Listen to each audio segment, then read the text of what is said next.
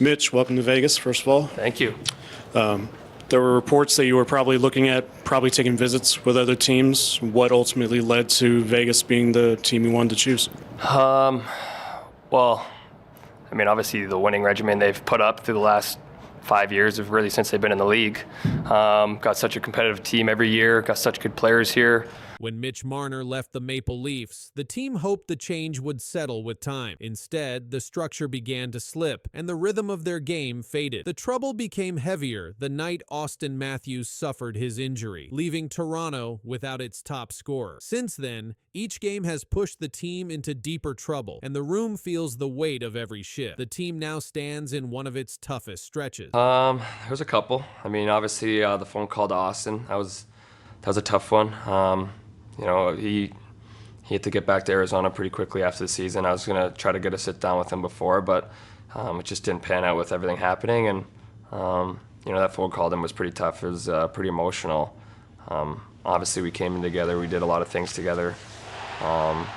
You know, it was really tough. And right after he was traded, Marner said, "Leaving isn't easy. This city is where I grew up. I came up short." The words showed how heavy his Toronto years had been. Later reports revealed he also dealt with threats and security concerns during his final months with the team. That detail came from a Times of India story. It suggested the situation behind the scenes was tense long before the trade was official, raising curiosity about how much stress the team carried without ever saying it publicly. The Leafs tried to build forward, but early signs showed the gap was bigger than expected. Reports from analysts said the offseason was a massive failure because the team did not replace Marner's two-way impact. The same reports noted major issues in defense and structure, saying it felt like 3 Mitch Marners have left. That comparison was striking and pushed more attention toward how the Leafs were handling the aftermath of losing one of their main playmakers. As the new season began, the pressure around the team rose. Their record dropped, and the lineup began to thin at the worst possible time. On November 11th, 2025, the Leafs lost 5-3 to the Boston Bruins, and in that same game, Auston Matthews left with a lower body injury after a hit along the boards. NHL.com confirmed the injury. Their starting goalie, Anthony Stolarz, also exited with an upper body injury, according to Demidov. In one night, Toronto lost its top scorer and one of its key goalies, adding even more strain to a roster already missing Marner's presence. Now in the present, the Maple Leafs are trying to steady themselves, but the signs show a team under heavy pressure. With Marner gone and Matthews on injured reserve, the lineup looks thin in key areas. Toronto placed Matthews on IR retroactive to November 11th, as confirmed by The Hockey News. Demidov reported the team brought up depth players to fill holes quickly. Each move highlighted how fragile the roster had become. The loss of Marner's playmaking and defense is sitting heavily on the team. Marner once handled transition plays, set up scoring chances, and controlled difficult shifts. Without him, the Leafs are struggling to form clean breakouts and sustained pressure. Analysts earlier said the team's structure dropped sharply after he left, pointing to defensive breakdowns and slower puck support. The numbers support the concern. One report cited a steep rise in shots against, showing how the Leafs' defensive workload grew without his help. Looking forward, the Leafs face a difficult road. They must address the gaps that appeared after Marner's departure and decide how to rebuild their attack while managing key injuries. Their internal meeting, described as honest, blunt, and intense by Elliot Friedman, showed that the team understands the gravity of the moment. Such meetings usually signal that coaches and players see deeper issues that need immediate attention. The question now is whether those conversations will lead to changes strong enough to stop the slide. The future depends on how quickly Toronto can adapt. They must rediscover a style of play that works without Marner's influence, and they must survive until Matthews returns. If they fail to fix the defensive gaps or create new scoring options, the struggles could grow even worse. Each upcoming game will show whether the Leafs can move forward or whether Marner's exit continues to push them deeper into trouble. 3 years ago, the Montreal Canadiens were the worst team in hockey, dead last. Matt, fans are left with hope for next season. Yeah, of course, Maya. As difficult as this loss is, this elimination is for Habs fans, there is a lot to look forward to, and that's because the Montreal Canadiens are considered to be a young team in the NHL. Trying to swoop in front, plays it in front of the net. Nick Wall Scores! Waugh has scored in overtime, and this series is tied. Back to Matheson.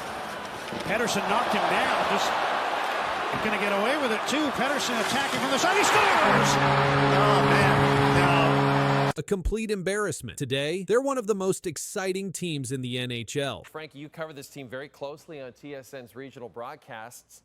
From what you've seen, what's the number one reason for this team's incredible start? How did this happen? One man, Kent Hughes. And he had never been a GM before in his life. This is the story of how one man with zero experience outsmarted the entire NHL and saved hockey's most famous team. Let's go back to 2022. The Montreal Canadiens were a disaster. They had just lost more games than any team in the league. Their best players were old or injured. The fans were angry. The future looked dark. The team needed a hero, but who could save them?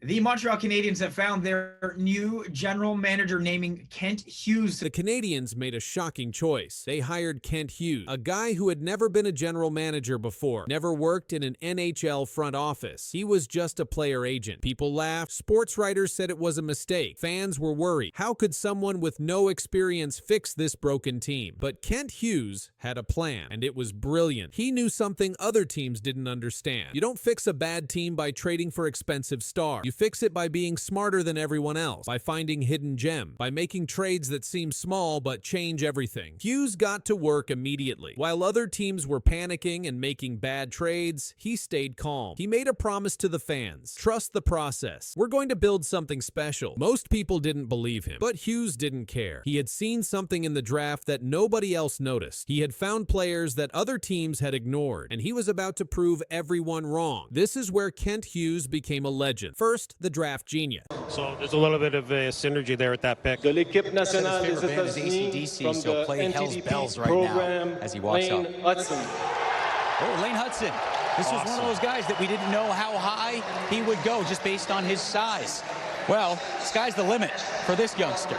In 2022, Hughes picked Lane Hudson in the second round. Everyone said Hudson was too small to play in the NHL. He'll get crushed, they said. Today, Hudson is one of the best young defensemen in hockey. He just signed a big contract. Hughes found a star where others saw nothing. But that was just the beginning. Hughes drafted Ivan Demidov, a Russian superstar. Experts call him a generational talent, the kind of player you build a championship team around, and Hughes got him. Then came the trades. A big signing in the NHL has a Maritimer on the move. Summerside's Noah Dobson has a new team and a lucrative new contract. The Montreal Canadiens have acquired Dobson from the New York Islanders. Hughes traded for Noah Dobson, an elite defenseman. This move shocked everyone. Dobson instantly became the team's best defender. He plays the most minutes. He runs the power play. He's exactly what the Canadiens needed, the Cole Caulfield contract. Cole Caulfield had an opportunity to sign an 8-year deal. Wow. And he took it. Yeah, he is going to stay with Les Habitants, the Montreal Canadiens. No surprise here for the guy. Remember Cole Caulfield, the small goal scorer everyone doubted? Hughes believed in him. He signed Caulfield to a team-friendly deal before his price went up. Now Caulfield is breaking franchise record. He just scored 9 goals in 11 games. He's the face of the new Canadian. That contract already looks like a steal. The culture changed. Hughes didn't just collect good players. He changed how the whole team thinks. He hired young scouts who understand modern hockey. He brought in coaches who develop young talent. He created a system where players want to stay and grow. While other teams were buying old, expensive players, Hughes was building a young, fast, exciting team. Now look at the Montreal Canadiens today. Even Demidov is dominating. The Russian rookie is making the power play dangerous again. The fans are excited again. The Bell Center is loud and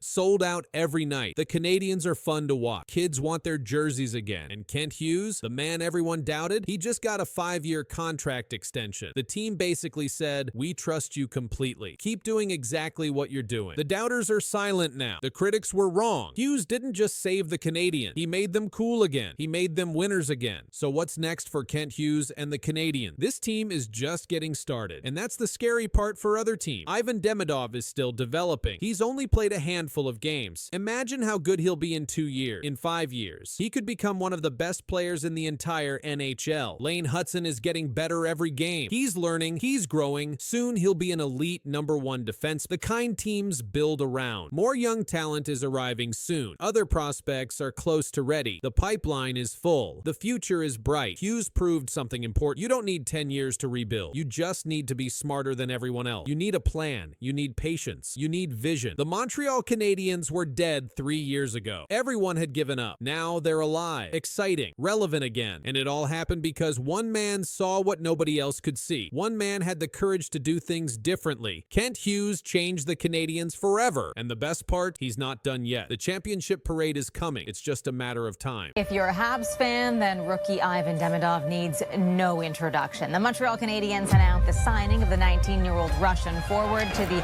utter jubilation of fans. The 19-year-old Russian player's flight was the most tracked in the world.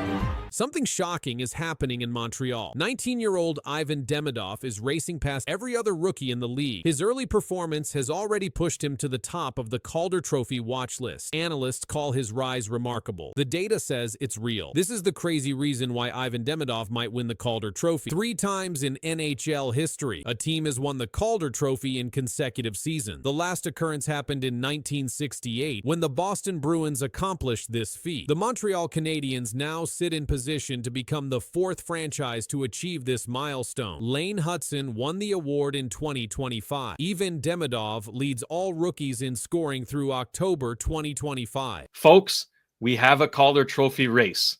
Ivan Demidov is right back in it. 9 points in 10 games to start the season. Ivan Demidov has 9 points through his first 10 NHL games in the 2025-26 season. He has scored 2 goals and recorded 7 assists. This places him first among all rookies in scoring. Demidov became the first Canadiens rookie to score 9 points in his first 10 games since Stephen Lebeau in 1989-1990. On October 25, 2025, Demidov recorded his first 3-point game in the NHL. He scored 1 goal and added 2 assists in a 4-3 victory over the Vancouver Canucks. Montreal Canadiens captain Nick Suzuki commented on Demidov's play. "He's a great player on the power play," Suzuki said. "His poise and vision, he's always finding play, finding seams. He's got a good shot, and he's probably run every single power play he's ever been on, so he's got a lot of reps on those." Head coach Martin St. Louis moved Demidov to the first power play unit before the game against Vancouver. St. Louis explained his decision.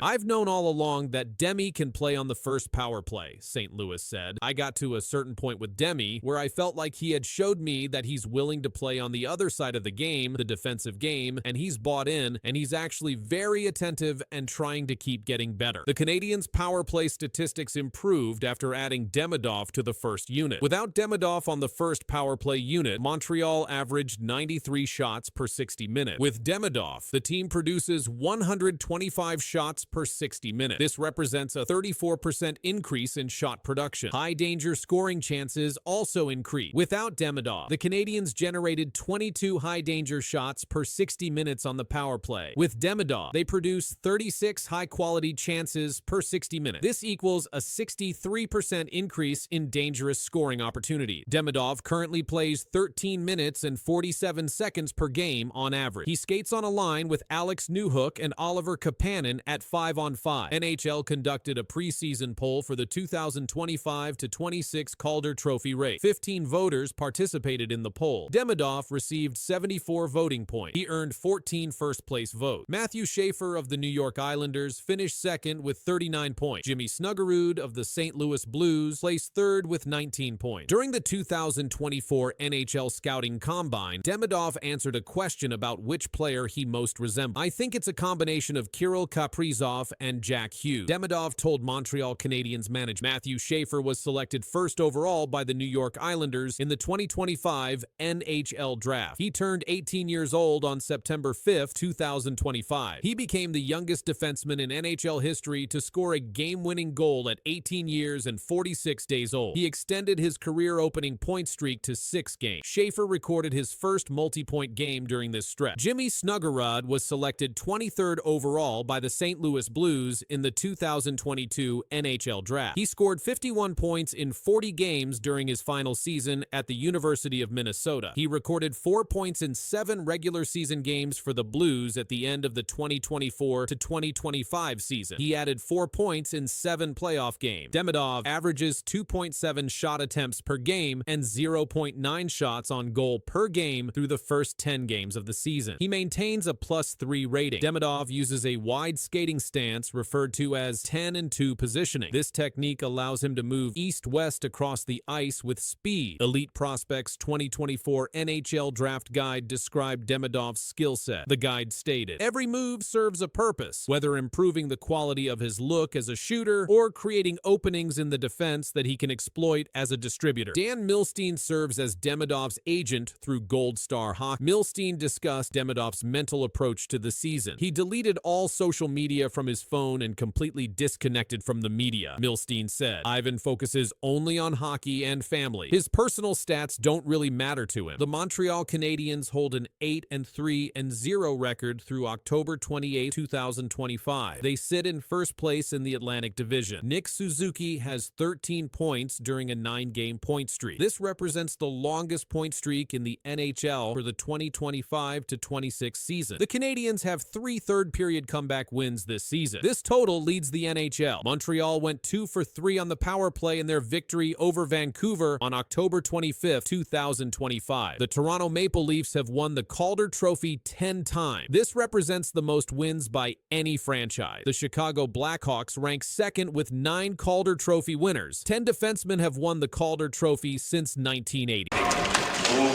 Demidov avoided the check. Demidov. Look out, gave it away right on the tape of Pinto.